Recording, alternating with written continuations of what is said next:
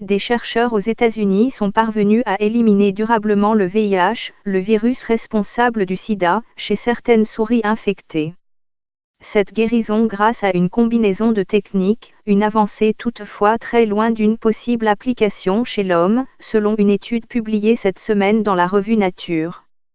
Les auteurs de l'étude, Prasanta Kadash, Rafal Kaminski et Ramona Bella, qui travaillent à l'Université du Nebraska et à la Temple University de Philadelphie, ont combiné deux technologies de pointe pour tenter d'éradiquer le virus chez des souris de laboratoire. Leur but était de lutter contre le phénomène de résurgence du VIH, car dans les thérapies actuelles faisant appel aux antirétroviraux, le virus reste contenu dans l'organisme sous forme latente, à divers endroits, et se réactive si le traitement s'interrompt, ce qui nécessite de le prendre à vie.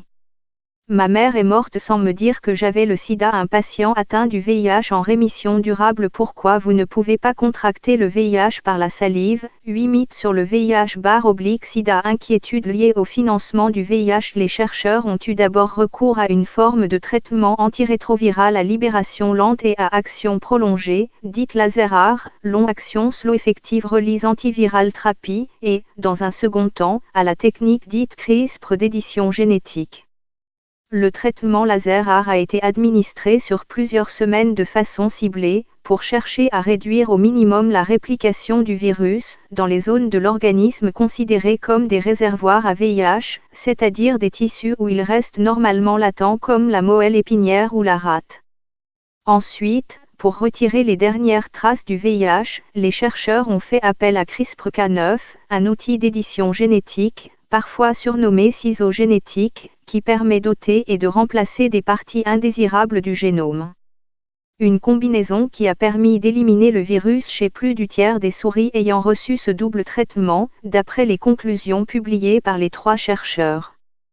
Selon le résumé de l'étude, ces résultats sont une démonstration de la faisabilité d'une élimination permanente du virus.